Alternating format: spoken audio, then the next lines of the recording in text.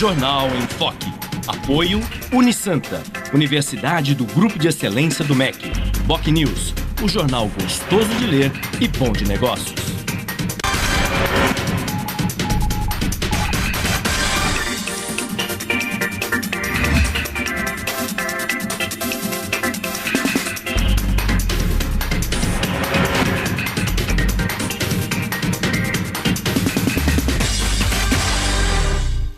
Olá, bom dia. Começa agora pela Santa Cecília TV mais uma edição do Jornal em Foque. Nós estamos ao vivo nesta segunda-feira, dia 2 de março, e recebendo com muito prazer o deputado federal Marcelo Squassoni, do PRB, Partido Republicano Brasileiro.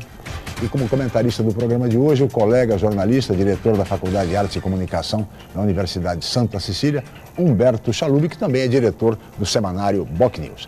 Vamos agora às manchetes de hoje, de jornais e sites, com a colega jornalista Cris Chalub. Bom dia, Cris. Bom dia, Chico. Bom dia a todos. Na Folha de São Paulo de hoje, CPI da Petrobras deverá investigar só era petista.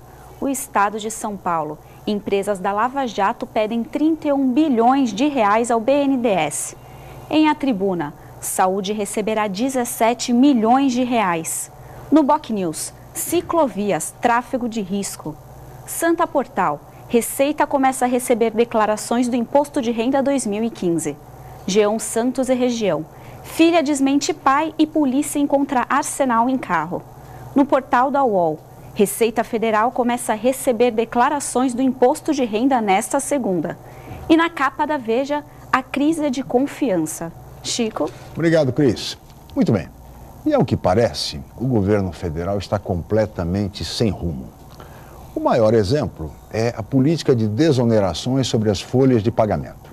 Anunciada em prosa e verso no governo anterior, vale dizer, no primeiro mandato da presidente Dilma, como um grande instrumento de competitividade entre as empresas e de geração de empregos, agora essa mesma política foi simplesmente considerada pelo atual ministro da Fazenda, Joaquim Levy, como um erro grosseiro do governo anterior, vale dizer, do primeiro governo da presidente Dilma, e considerou também uma brincadeira que custou ao erário 25 bilhões de reais. Ou seja, o primeiro governo Dilma anuncia esse instrumento como um grande gerador de empregos. E agora, no segundo governo Dilma, essa mesma política de desonerações, completamente alterada pelo atual ministro, vai gerar o quê? Desemprego. Isto porque as empresas já estão advertindo que com essa nova política tributária, de tributação maior sobre as empresas, a consequência imediata será o desemprego no país. Os empresários estão reclamando. A declaração do ministro foi comentada pela presidente Dilma, que disse que ele foi infeliz na sua colocação a respeito do erro grosseiro e que ele adjetivou mal a situação. Essa foi a consideração da presidente Dilma Rousseff. O fato é que o governo se contradiz. O primeiro governo Dilma diz uma coisa, o segundo governo pratica outra coisa. Essa é a realidade do Brasil hoje, um governo completamente perdido e sem rumo. Vivemos uma crise econômica muito séria, vivemos uma crise política cada vez mais grave, com um conflito evidente entre o Legislativo e o Executivo. Aliás, o Legislativo, o presidente Eduardo Cunha, da Câmara Federal, já disse que dificilmente o Congresso Nacional aprovará essa medida provisória de alteração na política de desonerações, assim como dificilmente aprovará também a redução de direitos trabalhistas, entre outras medidas provisórias polêmicas do início deste mandato da presidente Dilma Rousseff. Mas além da crise econômica e da crise política, temos também a crise ética e moral. E amanhã, provavelmente, o Procurador-Geral da República, Ricardo Janot, vai entregar ao Supremo Tribunal Federal a lista de parlamentares e ex-parlamentares, governadores e ex-governadores envolvidos na Operação Lava Jato. Por isso, o clima no Congresso deve estar um clima muito sério, muito grave, e nós vamos falar sobre tudo isso com o deputado federal Marcelo Squassoni, que é o nosso convidado de hoje. Ele que está completando um mês de mandato, no seu primeiro mandato como deputado federal. Mas o debate em torno de tudo isso, entre outros temas também importantes, vocês acompanham assim que a Cris informar a previsão do tempo e o movimento de balsas e estradas para hoje. Cris. A previsão para esta segunda é de sol com algumas nuvens. A temperatura varia entre 19 e 29 graus. Estradas. O sistema Anchieta Imigrantes está em operação normal 5x5. O tráfego está lento no sentido São Paulo. Já as rodovias Cônego Domênico Rangoni e Padre Manuel da Nóbrega apresentam tráfego normal em ambos os sentidos. Balsas. 8 embarcações operam na travessia Santos-Guarujá, com espera de 10 minutos. Guarujá-Bertioga opera com apenas uma embarcação e com 20 minutos de demora. E você também pode participar do Jornal em Foque. Envie sua pergunta pelo Facebook, Twitter ou no e-mail je@enfoquecom.com.br. A reapresentação desta edição pode ser assistida aqui às 17 horas ou confira a qualquer momento pelo nosso canal do YouTube. Chico? Obrigado, Cris. Nós vamos agora para um rápido intervalo e voltaremos em seguida para entrevistar o deputado federal Marcelo Squassoni, do PRB. Voltamos já.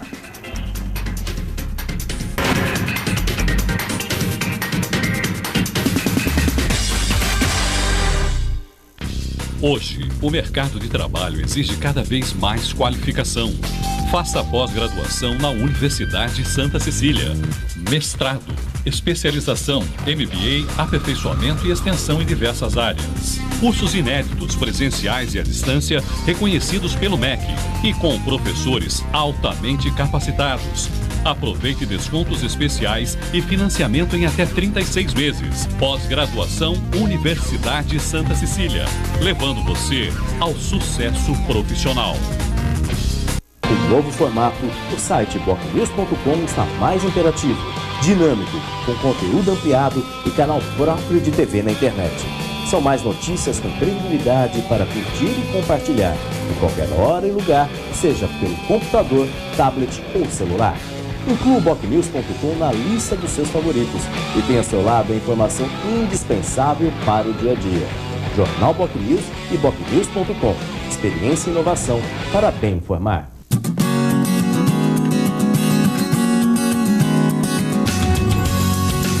Dicas para economizar água. Mantenha a torneira fechada enquanto escova os dentes, faz sua barba ou lava as mãos. Você pode economizar de 9 a 70 litros de água. Reduza o tempo do seu banho e mantenha o chuveiro fechado enquanto passa o shampoo ou sabonete. Cada minuto no banho gasta cerca de 10 litros. A Santa Cecília TV colabora com o meio ambiente.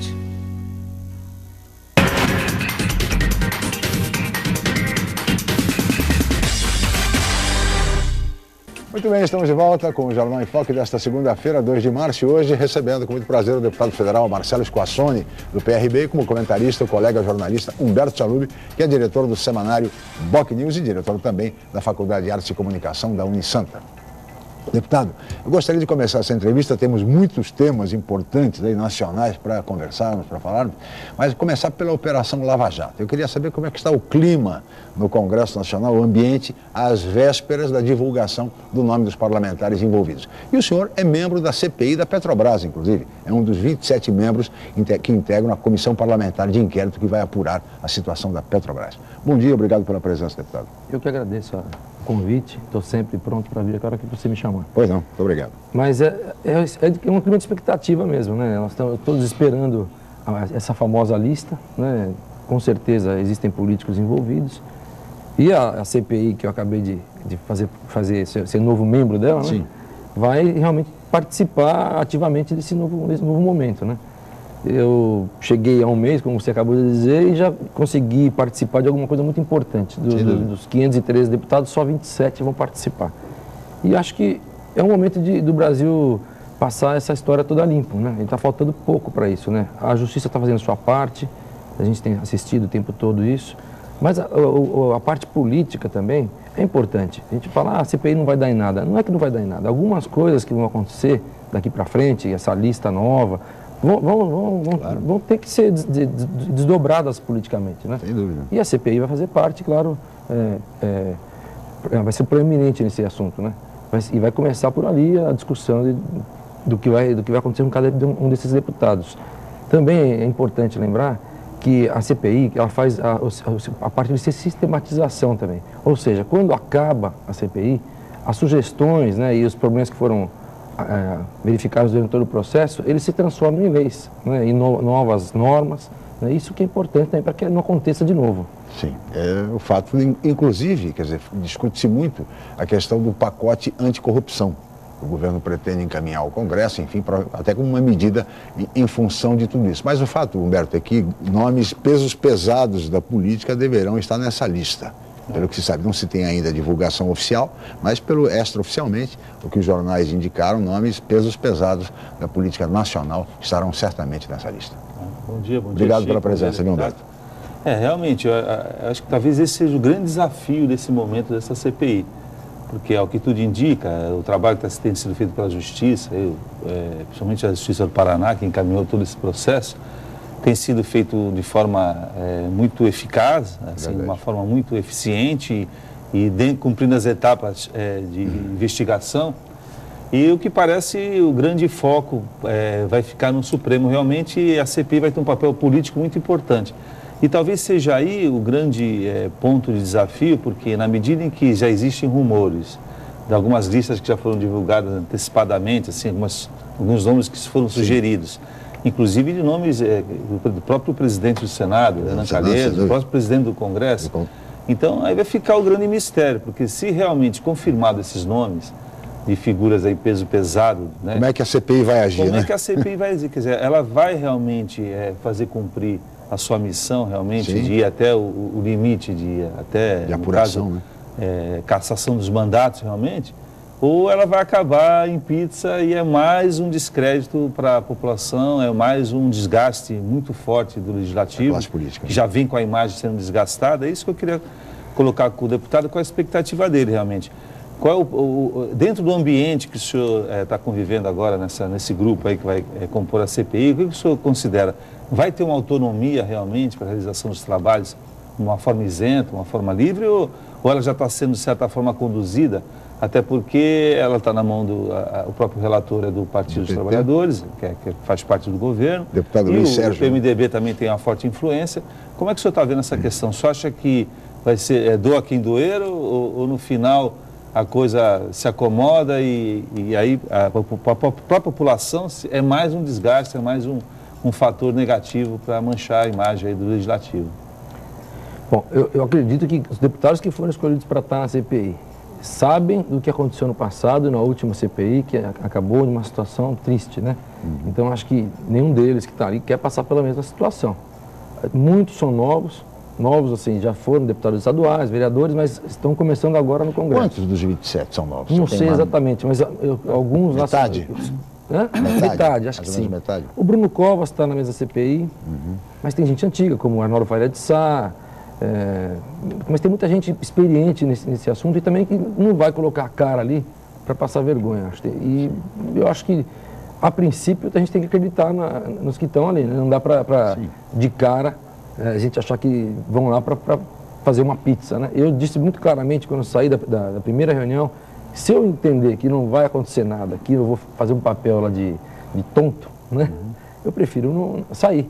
Eu vou pedir, vou deixar muito claro isso e vou sair justamente por isso. Se eu achar que eu vou fazer um papel que não seja de verdade apurar, poder fazer os requerimentos que eu achar necessários, né? Eu prefiro não participar. A base aliada tem maioria? O governo tem maioria? Eu acho que está equilibrado. Está equilibrado. O meu partido faz parte da base aliada. Sim. Mas quando eu fui convidado para participar, quem me chamou foi o presidente do meu partido e o líder, que é o Celso Russomano.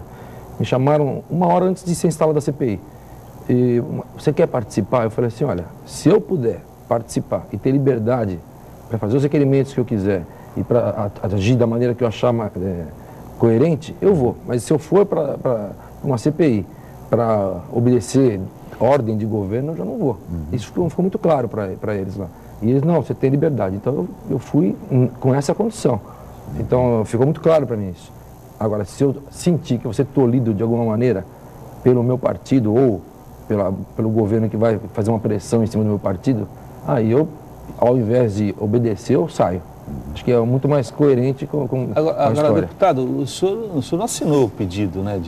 O senhor integrou o quadro de assinaturas que solicitava a implantação? Não assinei porque não me pediram. Essa assinatura que o pessoal fala é o seguinte, um deputado pega uma lista, ali o dia inteiro você recebe pedido para assinar a CPI, para fazer parte de frente parlamentar o dia inteiro. Os deputados entram na sessão, cada um com uma pastinha e vão pedindo a assinatura dos outros o tempo todo. Essa da CPI, eles foram buscando assinaturas na oposição, lógico. Quando eles conseguiram um número suficiente, eles pararam de pedir assinatura. Eu teria assinado, porque é normal isso aí. Do meu partido, acho que 2 assinaram. Não houve, ninguém proibiu ninguém de assinar nada. Aqui Ninguém me trouxe para assinar. Eles vão primeiro buscando onde é mais fácil. Se eu tiver alguma coisa que eu queira apresentar também, primeiro eu vou buscar a assinatura dos que eu conheço, dos que eu... Claro, é assim que funciona. Base. Não houve essa situação, olha, não pode assinar, não aconteceu isso. Quem não assinaria com certeza é o PT, só acho. O resto, acho que eu não vi ninguém sendo proibido pelos partidos de assinar. Deputado, como é que o senhor vê a questão da relação hoje entre o Executivo e o Legislativo? Há uma série de medidas provisórias encaminhadas ao Congresso Nacional e o que se vê é que dificilmente o Congresso aprovaria medidas impopulares. Redução dos direitos trabalhistas, a questão da alíquota do imposto de renda, essa questão agora da política de desonerações, enfim. Há uma série de medidas provisórias polêmicas. Como é que o senhor vê essa relação hoje entre o Executivo e o Legislativo? Há riscos, por exemplo, à governabilidade? Eu acho que sim. Eu acho que a situação não está boa. A gente sente um pouco de... A má vontade é geral com o governo. Mas essa má vontade, ela vem desde o período pré-eleitoral, acho, né? As pessoas já estavam vendo o governo do PT com maus olhos, e aí passou a eleição, a presidenta acabou tomando medidas que foram totalmente contrárias ao discurso que ela utilizou durante a eleição. Isso aí acho que deixou o Congresso ainda mais distante. E aí aquela proeminência de só PT, mandar aí dentro e deixar as decisões concentradas com eles e ninguém mais poder participar de nada, isso aí acho que também causa esse desconforto, né? Ninguém quer ser levado pela manada, né? Todo mundo quer participar, os partidos querem tomar as decisões em conjunto, querem estar à frente das mudanças, né? Então acho que isso está um descontentamento geral. Eu não vejo ninguém com boa vontade. Se esses movimentos todos populares aí realmente forem em frente, né, isso pode causar uma mudança, pode ter certeza absoluta. Isso a gente enxerga, não precisa vocês também estão enxergando, sim, lógico. Isso é um momento que está muito claro para todo mundo. O ambiente não é bom. O ambiente tenso. Agora, deputado, às vezes também uma certa incoerência, porque na medida em que o governo pede para a população, né, apertar os cintos, de certa forma, impõe, isso de certa forma é uma coisa imposta, claro, né? E o Congresso, de certa forma, ele foi eleito para representar essa população, para fazer esse equilíbrio. No mesmo momento em que é imposto à população essa exigência de você ter que economizar, ter que apertar imposto, ter que aumentar a luz, você economizar a luz, em todas as áreas aumentar os impostos, gasolina principalmente, o Congresso ele vem com uma atitude, aí que é esse pacote de bondades, né, em que envolve várias benesses, assim, o aumento das benesses, a correção dos salários. O senhor não acha que é um pouco incoerente diante do quadro político? Quer dizer, não seria o momento também de ter uma sensibilidade, de talvez protelar essas medidas de forma que não causasse assim, essa celeuma junto à população? Bom, você está dizendo do aumento dos salários e dos... Pacote de bondades como um todo, né? Que vai desde o aumento até a passagens aéreas para cônjuges, né? Esse é o pacote todo. Bom, o aumento, na verdade, foi alguma coisa que aconteceu no final do ano passado, eu nem era deputado ainda, né? Então, acho que é um aumento que se faz a cada 4 anos, foi feito no mandato passado, nós nem participamos. Essa situação nova agora, de dar passagem para cônjuges, agora eu sou contrário. Eu, pessoalmente, não vou utilizar. A minha mulher é dentista, por exemplo, trabalha, sabe a dificuldade de ganhar o dinheiro dela também, e a primeira coisa que ela me disse, eu não vou usar, hein?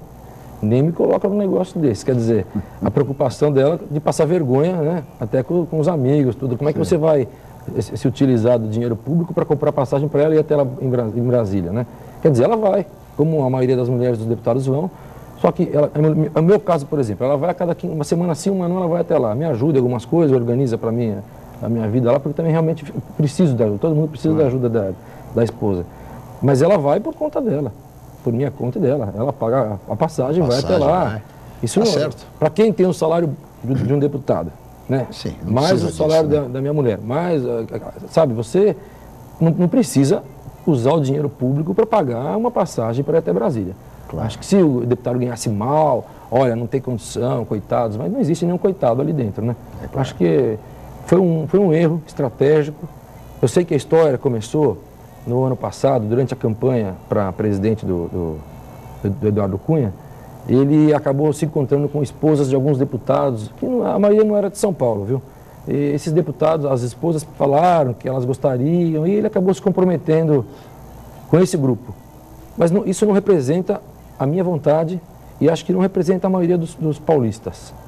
Tá? Acho que isso não combina. Não, partidos inclusive se manifestaram oficialmente contra. Sim. É o caso do PSDB, outros inclusive com notas oficiais dizendo que não assumiriam isso. Não, e hoje, né, só para estar vendo, por exemplo, hoje é assim, a população está muito mais engajada em acompanhar o desempenho do deputado, né? Hoje é fácil, exemplo, pela internet você vai ter tudo lá, a transparência é absoluta. Por exemplo, nós tivemos o primeiro mês, né, de fechado o primeiro mês aí de balanço, né, a gente pode ter acesso às informações aí, né? Que no seu caso, deputado, né, o senhor teve uma despesa aí, por exemplo, já está sendo até questionado, já vi alguns comentários na internet, de R$ 1.200 de gasolina, não é verdade? Então, transferindo isso para nível de quantidade de litros, né, daria cerca aí de 4 tanques de gasolina. Não é para o meu carro, só andar, lógico, né? Exatamente, mas o que dá a impressão, né, é que, veja bem, hoje a população está muito mais atenta. Sim. Né? Então dá a impressão que há uma despesa também. Né? Olha, eu examinei muito bem antes de começar o mandato como os deputados agiram nos últimos anos. Inclusive verifiquei como foram as contas dos deputados mais bem colocados na pesquisa da Veja. E falei, bom, vamos ver o que esses deputados que foram bem colocados, como eles agiram.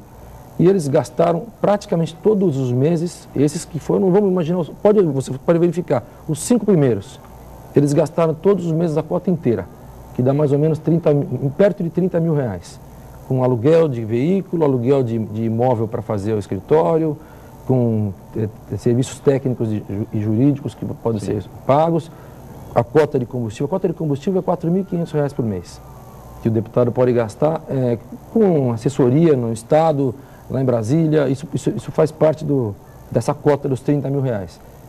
Eu não vou utilizar inteira, porque eu vou usar só o que a assessoria precisar de combustível vai pagar e vai usar, mas isso faz parte desse valor que todos vão usar. Agora, eu não vou fazer nenhuma exorbitância, não vou usar o dinheiro de uma maneira errada. Agora, no caso eu não pretendo gastar a cota inteira só para gastar a cota, eu não vou fazer isso. E esse dinheiro que vai sobrar da cota vai ser devolvido, eu não vou fazer nenhuma coisa errada. Não, você não teme, porque a ideia é a seguinte, a gente acho que talvez isso também possa até ajudar de forma, talvez, a tornar mais explícito para a população, porque hoje você tem acesso à internet, às vezes os dados também incompletos podem gerar uma dúvida como gerou agora, né, que eu estou colocando para o senhor, até para que o senhor possa explicar, de repente, como é feita essa distribuição e como é feito esse uso. O que chama atenção, de certa forma, é que a população está mais atenta e ela pode fazer interpretações aí da sua conveniência, na medida em que os dados estão secos aqui, né? Aqui não está explicado o que o senhor usou. Então, o senhor acha que talvez aperfeiçoar esse sistema também, porque o que dá a impressão, por exemplo, a R$ 1.200, a pessoa faz a seguinte conta, dá 300 e poucos litros, aí no carro médio a pessoa anda quase 1.500 quilômetros, né?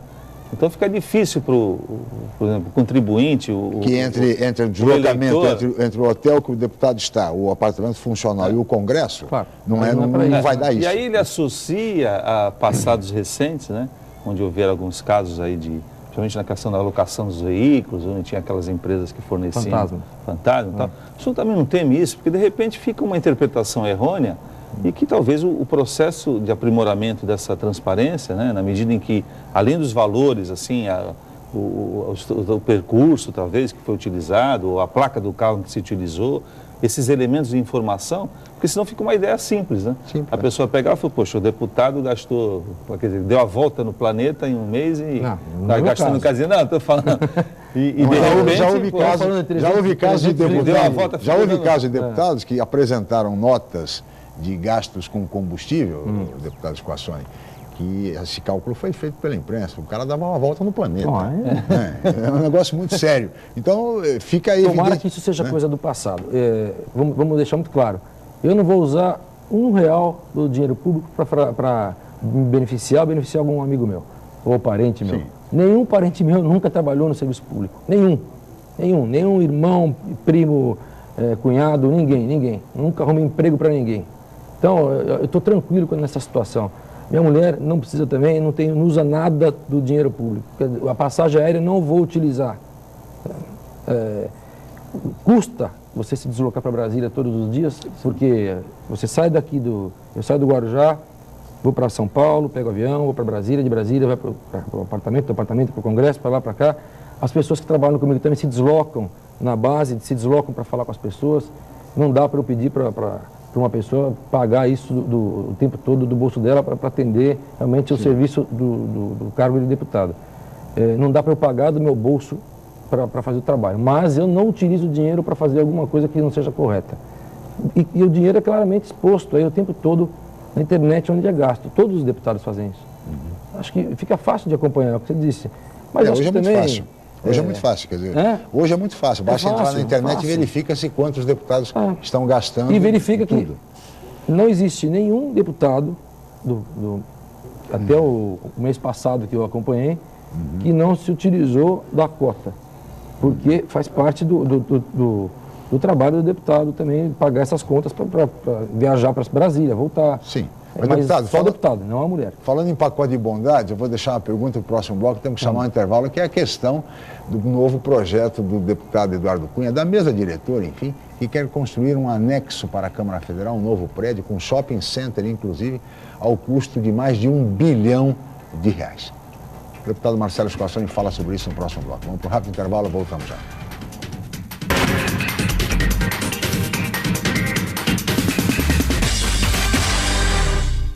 A Universidade Santa Cecília oferece cursos de mestrado inéditos na região e recomendados pela CAPES, com professores altamente capacitados, mestrado em Ecologia e mestrado em Engenharia Mecânica. Aproveite descontos especiais e financiamento em até 36 meses. Inscrições abertas. www.unisanta.br/mestrado. Informações 3202-7100, ramal 7259. Universidade Santa Cecília, entre as 9% melhores do país. Já se sabe que a comunicação é fundamental para se alcançar o sucesso. Sem ela, tudo fica mais difícil. Mas só uma empresa com experiência comprovada pode oferecer soluções em comunicação adequadas às necessidades de seus clientes, com menor custo e maior benefício. Enfoque, há 25 anos inovando na comunicação regional. Acesse www.enfoquecom.com.br ou ligue 3238-3380. O governo federal elegeu a sua prioridade, a educação. Os diretores de escolas públicas são personagens importantes para a construção de uma educação melhor. Por essa razão, foi aberta uma consulta pública para discutir com a sociedade como melhorar e valorizar o trabalho dos diretores. Acesse diretorprincipal.mec.gov.br, dê sua opinião, sugestão ou crítica e ajude o Brasil a criar o programa Diretor Principal. Ministério da Educação, Governo Federal.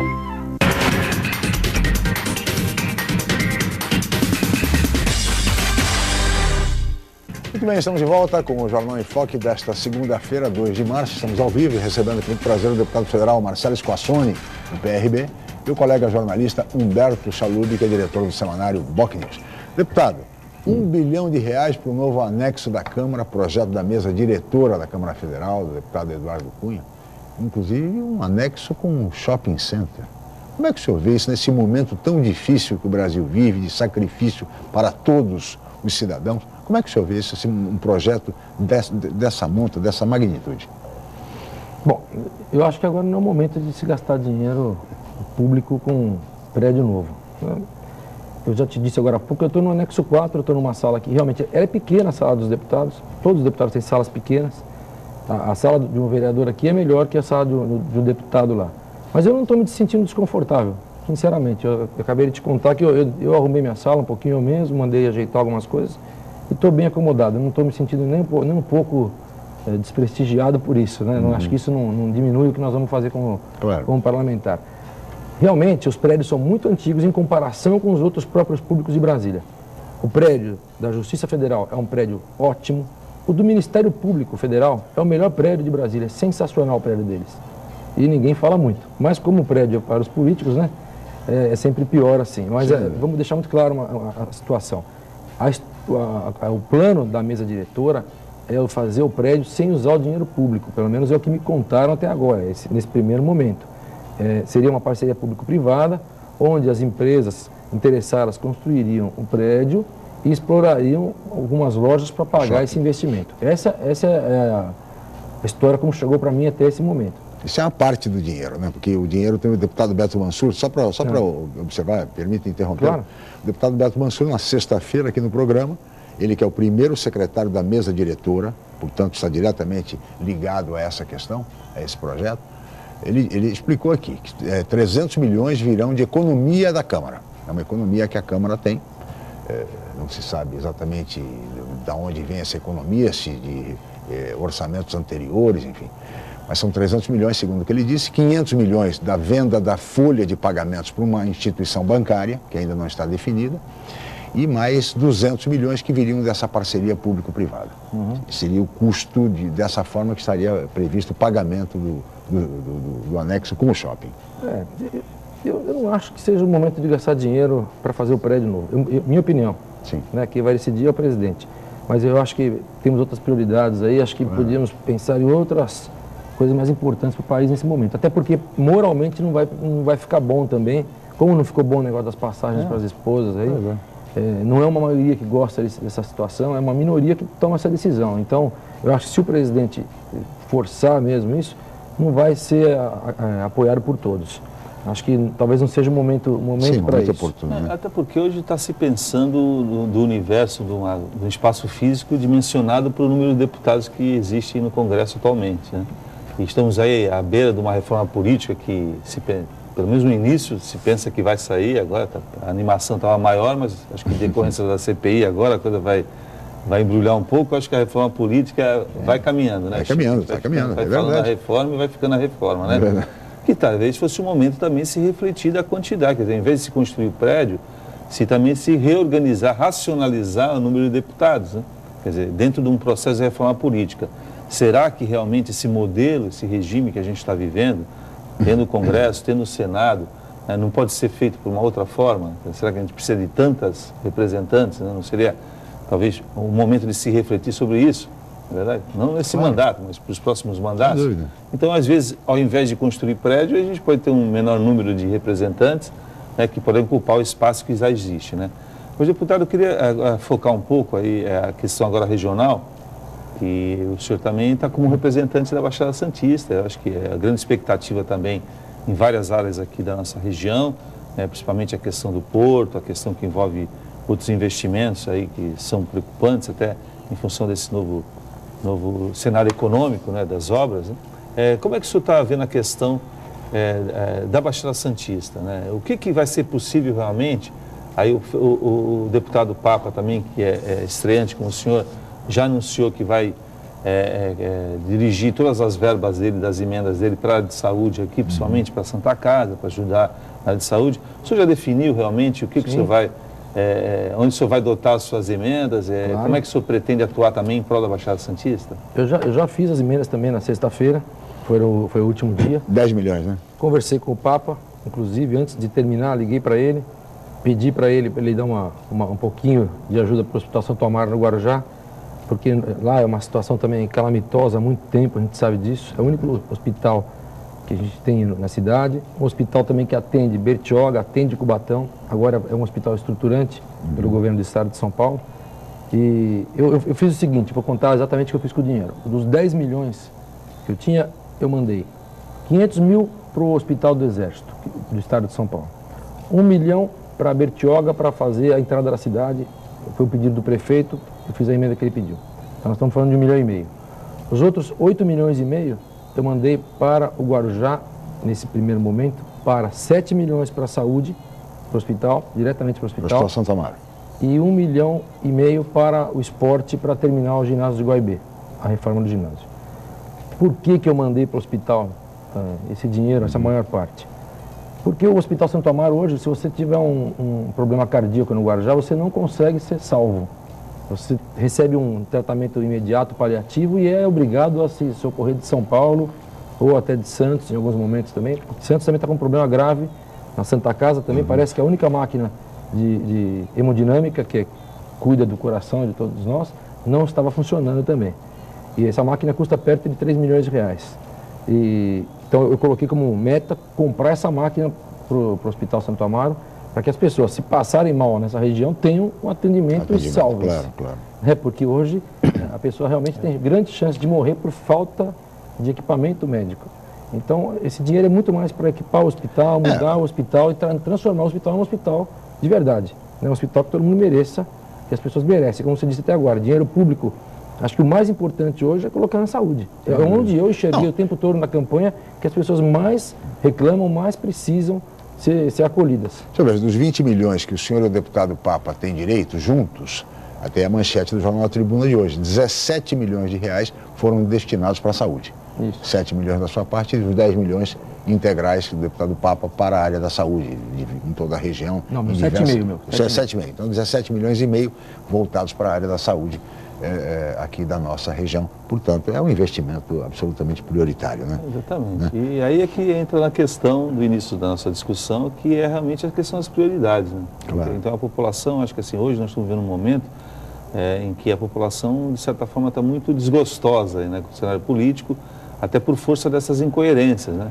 Da mesma forma em que a população está sendo exigida, está sendo cobrada, né, de poder contribuir, né, quer dizer, mais um sacrifício, ela não encontra uma contrapartida do Estado, né, principalmente na área da saúde, você citou alguns casos aí, e quem convive com esse dia a dia da saúde sabe que realmente nós estamos vivendo um sistema caótico, na verdade, talvez um modelo de saúde também não seja o correto, porque a gente vive muito em função dos hospitais, quando na verdade a saúde preventiva, quer dizer, as ações que deveriam ser feitas na área de prevenção não são feitas, né? Claro. E aí não envolve só atendimento médico, envolve também questão do saneamento, questão da saúde alimentar. Então, eu penso que, acho que essa sensibilidade está faltando um pouco dentro desse cenário político aí. E veja, Humberto, agora essa questão, uma vitória dos deputados foi o orçamento impositivo, que antes o deputado sugeria a emenda e se o governo quisesse, liberava. Sim. Então ficava uma situação assim, quase que o governo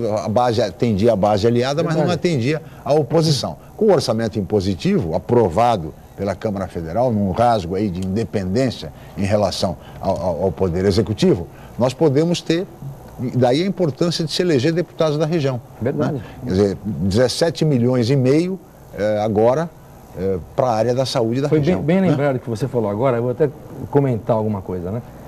Eu recebi essa semana, antes de terminar as emendas, a visita de um monte de gente da região. Então foi o Miranda de Bertioga, através do prefeito, o presidente do Hospital Santo Amaro e outras pessoas foram até lá para visitar e pedir verbas para a nossa região. Eu acabei pegando o telefone e ligando para alguns deputados que tiveram muitos votos aqui, além de mim, do Papa e do Beto. E pedi. Escuta, você tem um pouquinho de verba para mandar para a nossa região, alguma coisa? Dá para mandar para o hospital? Ah, não dá. Aí eu liguei para outro. Já comprometi minha verba. Quer dizer, é bom te lembrar que depois a gente esquece, né? Quantos mais deputados? Quer dizer, se a gente tivesse a sorte de ter um deputado a mais, por exemplo, aqui da nossa região, a gente teria pelo menos mais 10 milhões para a nossa região. E esses deputados que tiveram, tem gente que teve 3 mil votos no Guarujá, mais 3 em Santos, ou seja, levou daqui voto demais e não colocou com certeza nenhum real aqui na nossa região. Isso é importante a gente lembrar. E foi muito claro para mim agora essa situação. Eu cheguei para alguns, sentado do lado e falar, dá para mandar alguma coisa para... Não dá, já foi. Quer dizer... talvez eu consiga trabalhar melhor isso até o final do ano, para o próximo ano, porque essas emendas realmente a gente não teria agora, né? Foram suprimidas as dos deputados que perderam a eleição e deram esses 10 milhões para os deputados novos. Mas, infelizmente, ficou muito claro que quem vem buscar o voto aqui de lugares longínquos aí, pouco vai ajudar. Agora, dentro desse cenário aí, a reforma política, no que diz respeito ao voto distrital, poderia ser uma grande saída também, né? Agora, deputado, você vai falar sobre reforma política, sobre voto distrital no próximo bloco. Nós vamos para um rápido intervalo, voltaremos em seguida, que já não é falta.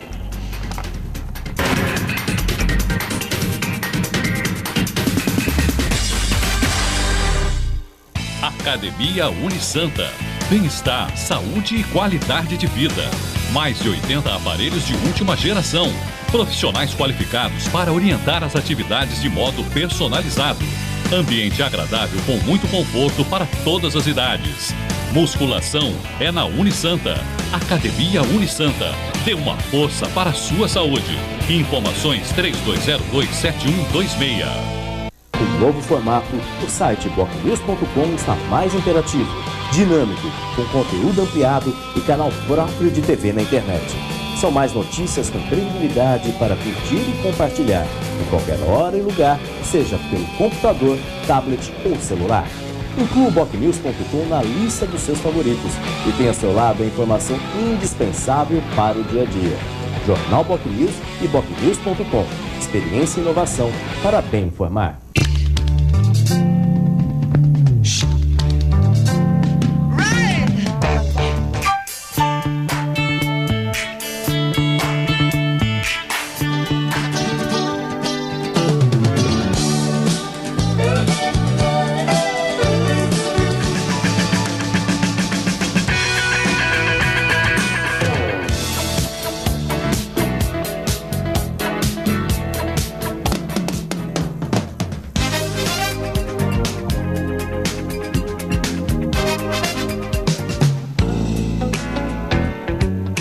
Santa Cecília FM, cheia de novidades no ar.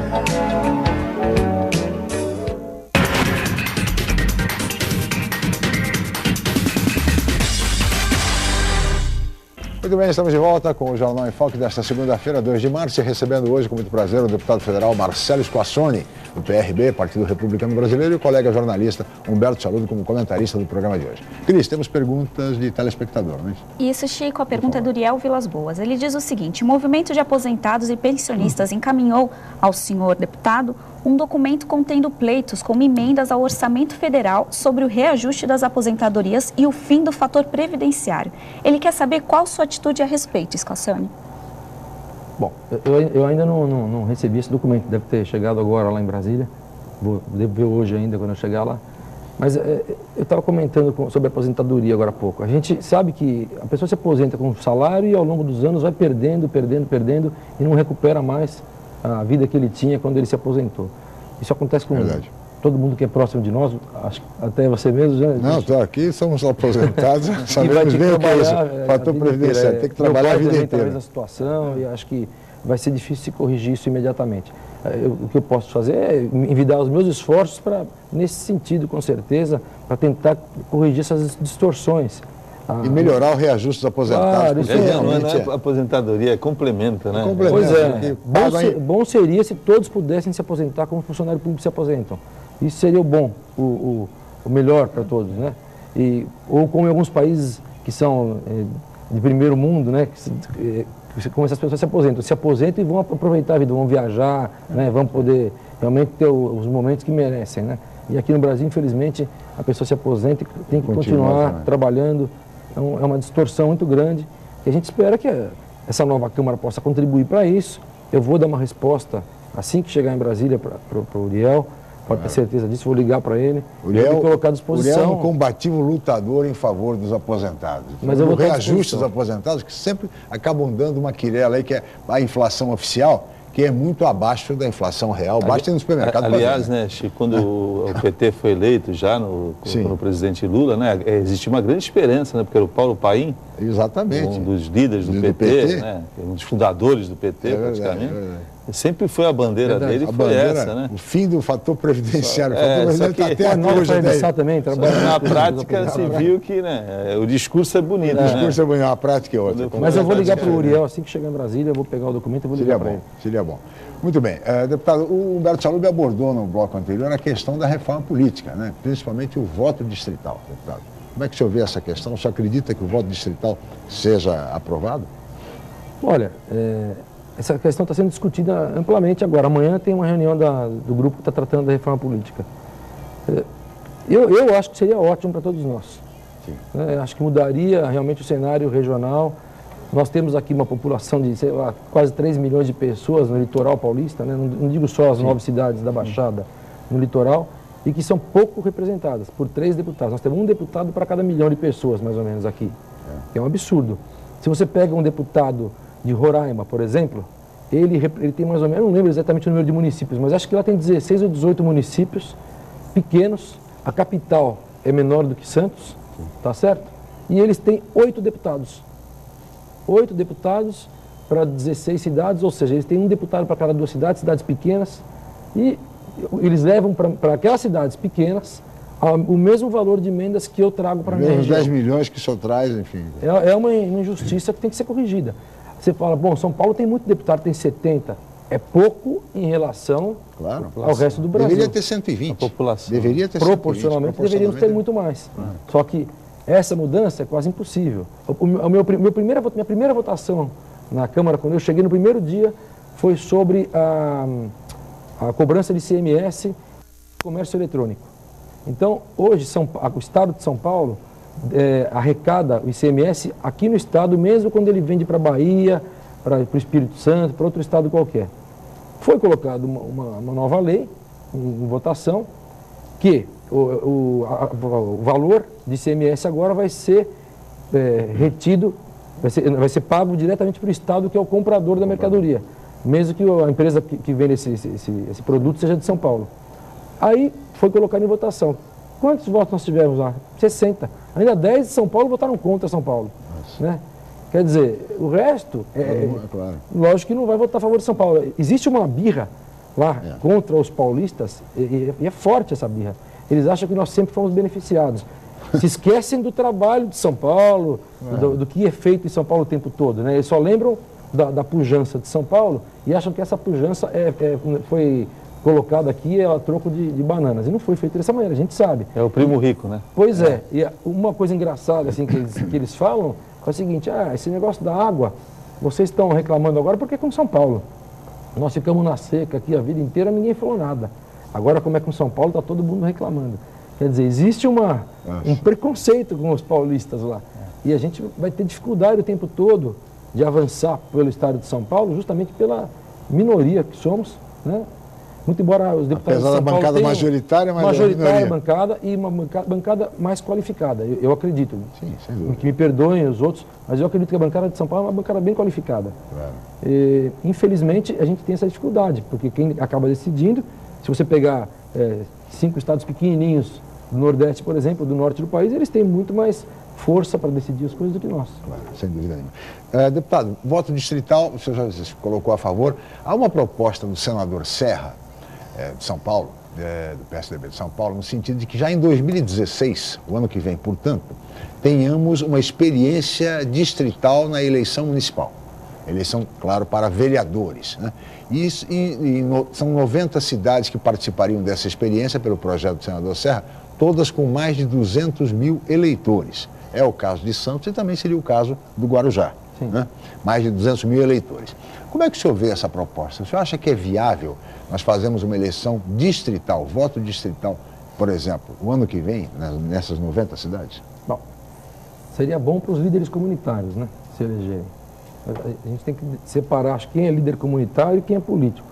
Porque se você acreditar que a Câmara de Vereadores de qualquer cidade possa ser levada à frente justamente pelos líderes comunitários de bairros, esses são os que vão ter os votos realmente, porque acontece, no Guarujá nós temos algumas eleições que foram feitas, alguns vereadores eleitos dessa maneira, que saíram das comunidades e que foram eleitos pela comunidade. Mas se você fizer só esse tipo de vereador eleito, você vai correr um risco de não pensar de uma maneira mais ampla, mais macro para a cidade. Né? Você vai pensar muito regionalizado ali no bairro dele, na situação dele, e vai acabar deixando o plano macro da cidade de desenvolvimento para trás. Sim. Acho que isso é um risco muito grande. Eu não concordo, porque eu vivo esse dia a dia numa cidade desse tamanho. Talvez o Serra, do alto da sua importância, aí, da sua sabedoria até, ele não enxergue tanto quanto a gente enxerga de perto.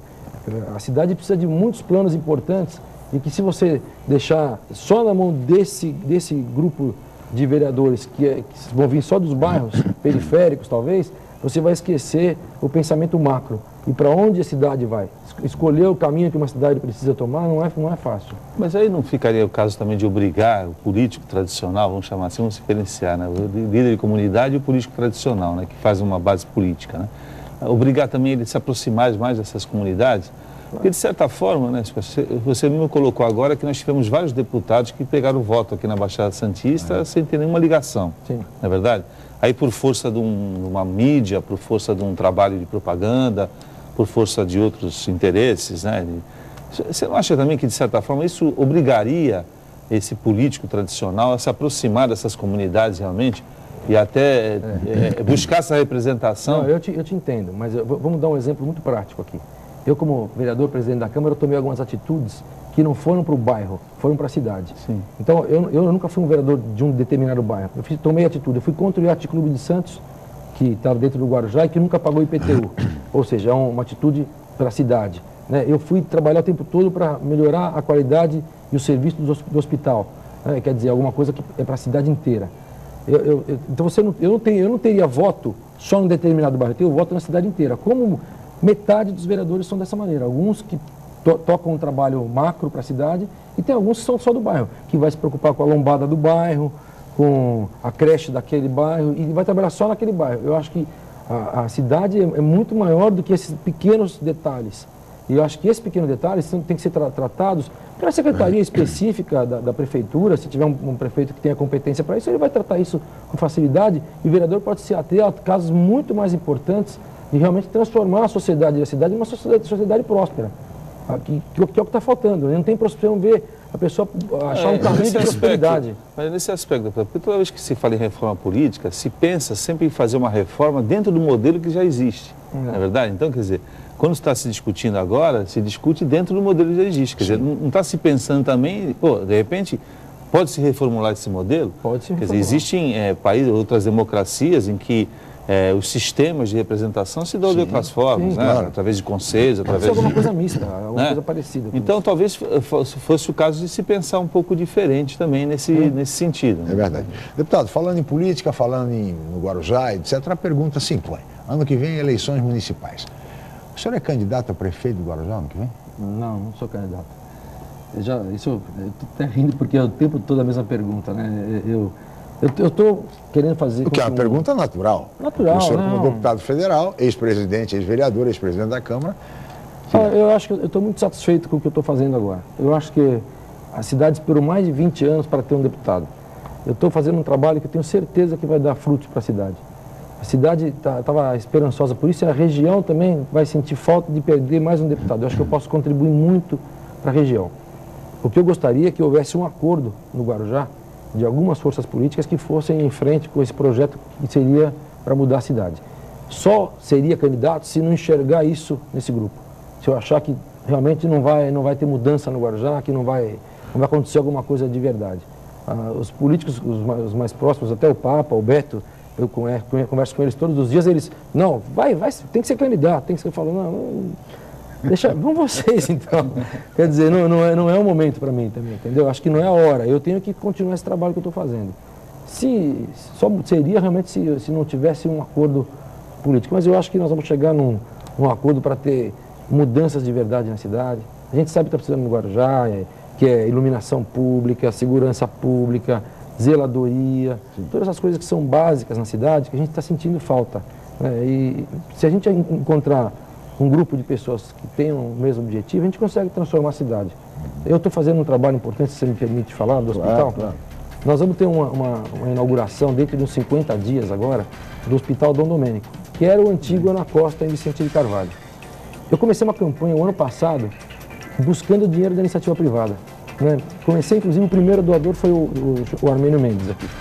Vim conversar com ele não queria nem falar de hospital, acabei saindo da reunião com ele, ele deu 500 mil reais. Depois, no final do ano, deu mais 500 mil. E as pessoas duvidavam, né, desse hospital. Isso não vai acontecer. Bom, juntamos mais de 5 milhões de reais em doações, sem R$1 do dinheiro público. Isso é muito importante dizer. Sem R$1 do dinheiro público. E o hospital vai ser inaugurado daqui a uns 50 dias. Eu fui a semana passada lá, me emocionei dentro do hospital. Mais uma conquista aí para o Isso é uma conquista de verdade. Então, quer dizer, são coisas que vão acontecer e que eu estou fazendo parte disso. Talvez se eu não for deputado, se eu deixar de ser deputado, eu possa não contribuir dessa maneira. Perfeito. Deputado, muito obrigado pela sua presença. Chegamos ao final, estamos no limite do tempo. Eu gostaria muito de agradecer também a presença do presidente da Câmara de Guarujá, aqui nos estúdios, Ronald Nicolatti, do PROS, filiado ao PROS. Agradeço a Humberto Chalub, agradeço a Cris, a toda a equipe e a você, telespectador, pela atenção e audiência. Até amanhã. Amanhã estaremos de volta em mais uma edição. Muito obrigado e até lá. Jornal em Foque. Apoio Unisanta, Universidade do Grupo de Excelência do MEC. BocNews, o jornal gostoso de ler e bom de negócios.